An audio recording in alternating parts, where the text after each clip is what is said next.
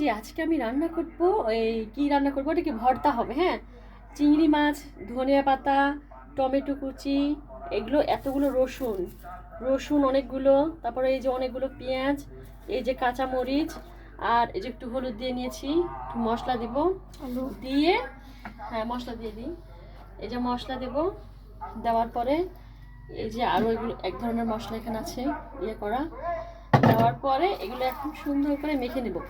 Guys ধনিয়া পাতা কিন্তু অনেক, হ্যাঁ অনেক দিয়েছি ধনিয়া পাতা। গাইস দেখেন মাছটা কিন্তু নড়ছে এখনো, এখনো কাটার পরে এই যে গাইস দেখেন একটা আশ্চর্য কথা, এই যে দেখেন এটা নড়তেছে। হ্যাঁ, লবণ দিতে হবে, দিয়ে এগুলোকে সুন্দরভাবে মেখে নিয়ে পাটাতে পিষে, পাটাতে পিষে এটাকে আমি ভর্তা করব, আমি নিজের হাতেই ভর্তা করব। ভর্তাটার কেমন লুক দেখি, ওয়াও কি চমৎকার একটা কালার চলে এসেছে গাইস। এই যে মাছগুলো গোটা গোটাই আছে, হ্যাঁ মাছগুলো এইভাবে আছে, মাছগুলো ইয়া হয়ে যাবে।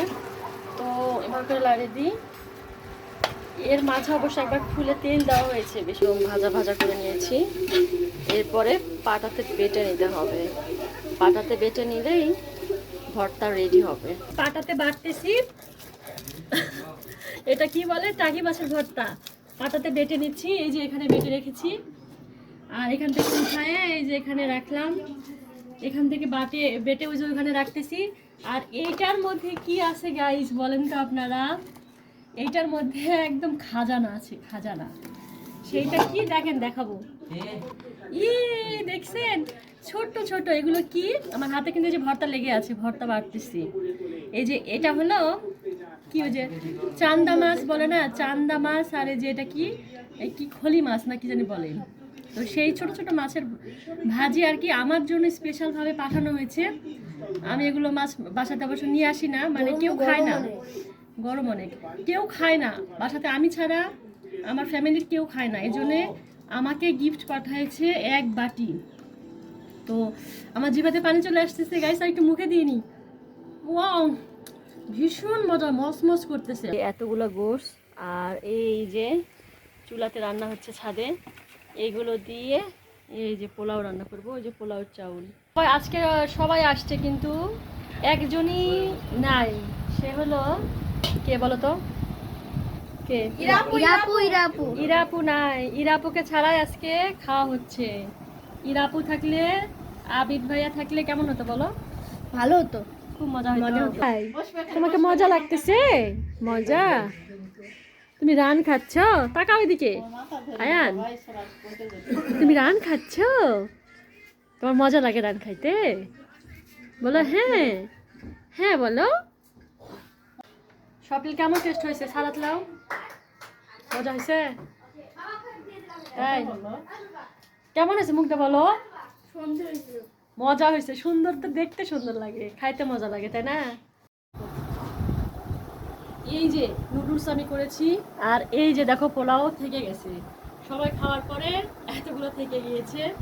আর এই যে এখানে মুরগি বিশাল বড় বড়, এটা হলো 4.5 কেজি ওজনের একটা মুরগি ছিল। মুরগিটা এই যে এই পা দেখেন গাইস, বিশাল বড় বড় পা। আর এখানে করেছিলাম ইলিশ মাছ দিয়ে চচ্চড়ি করেছিলাম বেগুন দিয়ে। আর এখানে হলো সালাদ, আর একটা দেখো এটা কি জিনিস বলো তো, এটা কি নগার প্যারা সন্দেশ।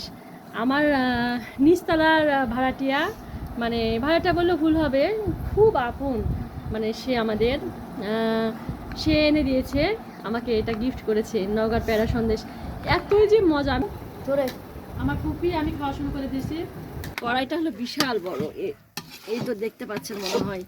আর নুডলস দেখলে অবাক হয়ে যাবেন, কতগুলো নুডলস, এই যে এতগুলো নুডলস গাইস, আমার চারতেই কষ্ট হচ্ছে, এতগুলো নুডলস বিশাল বড়। দেখেন এই সবগুলো এর ভিতরে যাবে, সবগুলো। সয়া সস দিই, সয়া সস দিতে একটু মনে ভুলে গেছি গাইস, কথা বলতে বলতে সয়া সস দিতে মনে ভুলে গেছি। চিকেনগুলো কষানো হয়ে গেছে, এর ভিতরে ডিম আছে, চিকেন আছে, সব কষানো হয়ে গেছে। এই যে তেলগুলো কিন্তু উপরে উঠে আসছে, তাহলে বুঝতে হবে যে কষানো রেডি।